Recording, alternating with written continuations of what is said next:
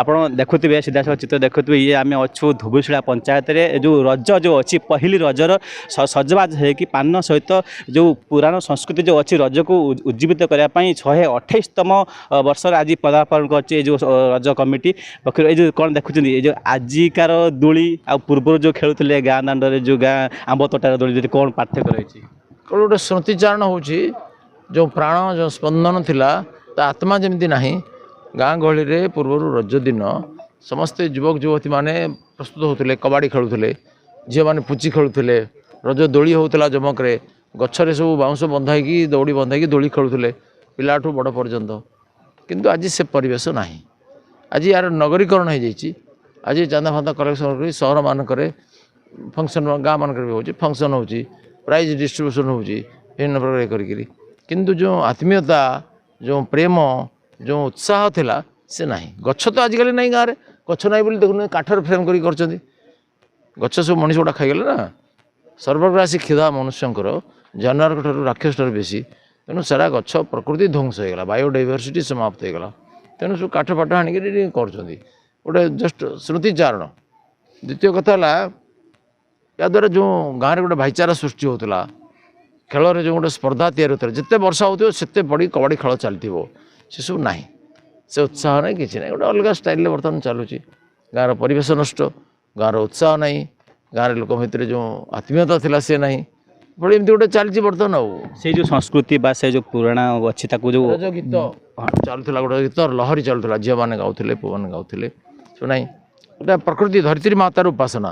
ରଜ ପର୍ବ ହେଉଛି ପୃଥିବୀ ମାତାର ଉପାସନା। ପ୍ରଥମ ଦିନ ରଜ, ଦ୍ୱିତୀୟ ଦିନ ରଜ, ସଂକ୍ରାନ୍ତି ପୂର୍ବ ଦିନ, ସଂକ୍ରାନ୍ତି ଦିନ, ସଂକ୍ରାନ୍ତି ପରଦିନ, 3 ଦିନ ପରେ ଭୂମି ପୂଜନ ହେଇକି ଇଏ କରାଯାଏ। ସେଇ ଗୀତ ଟିକେ ମନେ ପକେଇବେ? ଏ ଗୀତ ଫିତ ରଜ ଦୋଳି କଟମଟ, ଭାଇ ମୁଣ୍ଡରେ ସୁନା ମୁକୁଟଲ, ଏସବୁ ଗୀତ ଗାଆନ୍ତି ଝିଅମାନେ।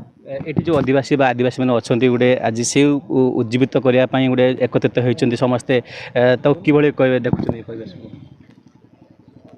Consolation prize. ଆଉ ଯେତେବେଳେ ଜଣେ ସକ୍ସିଡ୍ କରିପାରୁନି ସାନ୍ତ୍ୱନା ବେଳକୁ ପୁରସ୍କାର ଦେବା କଥା। ଆଉ ତେବେ ଶୁଣୁଥିଲେ ସାଂସଦ ପ୍ରତାପ ଚନ୍ଦ୍ର ଷଡ଼ଙ୍ଗୀ, ସେ କହୁଥିଲେ କିଭଳି ଥିଲା ସେ ଯେଉଁ ସ୍ମୃତି ଆଜି ହଜି ହଜି ଯାଉଛି, କିନ୍ତୁ ତଥାପି ବଞ୍ଚାଇବା ପାଇଁ ଚେଷ୍ଟା କରିଛନ୍ତି ଏଠିକାର କମିଟି। ସେ ଯେଉଁ ଆଗରୁ ଯେଉଁ ରଜ ଯେଉଁ ଖେଳୁଥିଲେ ଗାଁ ଦଣ୍ଡରେ, ପାନ ଖାଉଥିଲେ, ଝିଅମାନେ ସବୁ ସଜବାଜ ହେଉଥିଲେ, ଆମ୍ବ ପଣସ ପିଠାରୁ ମହକିଥିଲା ପରିବେଶ ପୁରା ପରିବାର, ତାକୁ ଉଜ୍ଜୀବିତ କରିବା ପାଇଁ ଗୋଟେ ପ୍ରୟାସ କରିଛନ୍ତି। କେମିତି କ'ଣ ଚାଲିଛି ପ୍ରୟାସଟା? ଆମର ଏଟା ହେଲା 128ତମ ରଜ ମହୋତ୍ସବ। ଆଉ ଆମର ରଜ ମହୋତ୍ସବ ବହୁତ ଭଲରେ ପାଳନ କରୁଛୁ। ଲୋକମାନଙ୍କୁ ଜଣାଉଛୁ ଆମର ବହୁତ ପ୍ରୋଗ୍ରାମ୍ ଅଛି ରଜ ମହୋତ୍ସବ କେମିତି ଭଲରେ ହେବ, କେମିତି ଏବେ ବି ଚାଲିଛି ପିଠା ପଣା ଚାଲିଛି। ସେମିତି ଆଗରୁ ଯେମିତି ଥିଲା ସେ ଟିକେ କମିଯାଇଛି, ତ ସେଇ ପିଠା ପଣା ଚାଲିଛି, ରଜ ଦୋଳି ବି ଚାଲିଛି, ଗଛ ପଛ ନନା ଯେଟା କହିଲେ ଗଛ ପଛ କମିଯାଇଛି, ଏସବୁ କମିଯାଇଛି, କିନ୍ତୁ ସବୁ ଚାଲିଛି। ଆମର ପ୍ରୋଗ୍ରାମ୍ ବି ବହୁତ ରଖାହେଇଛି, ଯାତ୍ରା 4 ରାତି ରଖାହେଇଛି। ଆମର ହରି ଭାଇ ଯିଏ ଫିଲ୍ମ ଆକ୍ଟର ସିଏ ଆସୁଛନ୍ତି, ମେଲୋଡ଼ି 2 ରାତି ରଖାହେଇଛି, ଗୋଟେ ମ୍ୟୁଜିକ୍ ରଖାହେଇଛି। ଏମିତି କରିକି ଆମେ 5 ଦିନ ପ୍ରୋଗ୍ରାମଟା କରୁଛୁ। ଲୋକମାନେ ହଜାର ହଜାର ସଂଖ୍ୟାରେ ଆସିକି ଏଠି ପହଞ୍ଚିବେ, ଦେଖିବେ, ଉପଭୋଗ କରିବେ। ଦୋଳି ଆଜି ବନ୍ଧା ହେଇଛି, ସାଂସଦ ଦୋଳି ଖେଳୁଛନ୍ତି, ଲୋକମାନେ ବା ଝିଅମାନେ ବି ଗୀତରେ ନାଚରେ ଅଛନ୍ତି। କେତେ ପରିବେଶକୁ କିଭଳି ଦେଖୁଛନ୍ତି? ପରିବେଶ ବହୁତ ବଢ଼ିଆ ଲାଗୁଛି। ମାନେ ରଜଟାକୁ 5 ଦିନ କେମିତି ସମସ୍ତେ ମାନେ ମଜାରେ ପାଳନ କରିବେ ସେ ପାଇଁ ବ୍ୟବସ୍ଥା ଆମେ କରିଛୁ। 5 ଦିନ ପୁରା ନନା ଆସୁছে, ନନା ଆଜି ବହୁତ ଝୁଲିଲେ। ଆମର ଏଇ ରଜଟାକୁ ଆହୁରି ସୁନ୍ଦର ଲାଗିଲା। ନନା ଝୁଲିଲେ ଯେଉଁ ପ୍ରଥମେ ଆହୁରି ସୁନ୍ଦର ଲାଗିଛି ଆମକୁ। ତେଣୁ ସବୁ ଭଲ ପାଇଁ ସମସ୍ତଙ୍କ ପାଇଁ ରଜଟା ପାଳନ ହେଇଛି। ତେବେ ଦେଖୁଥିଲେ କିଭଳି ଏଠିକାର ପରିବେଶ ଥିଲା। ସମସ୍ତେ ଯେଉଁ କୁଆଁରୀମାନେ ସଜବାଜ ହେଇକି ଦୋଳି ଝୁଲୁଛନ୍ତି, ଦୋଳିର ଗୀତ ଯେଉଁ ଥିଲା, ଯେଉଁ ରଜ ଦୋଳି କଟମଟ, ସେଇ ଗୀତ ମଧ୍ୟ ଗାଉଛନ୍ତି। ସାଂସଦ ମଧ୍ୟ ଉପସ୍ଥିତ ଥିଲେ, ସେମାନଙ୍କ ସହିତ ଯେଉଁ ରଜର ପହିଲି ରଜର ଆଜି ମୌଜ ମଜଲିସ୍ କରୁଥିଲେ।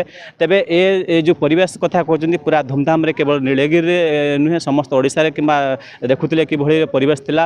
ରଜ ଦୋଳିର ପ୍ରଥମ ଝଲକ ଥିଲା ଏ ପ୍ରଥମ ପହିଲି ରଜ। ନୀଳଗିରିରୁ ପ୍ରିୟନାଥ ବେହେରା, ଅର୍ଗସ୍ ନ୍ୟୁଜ୍।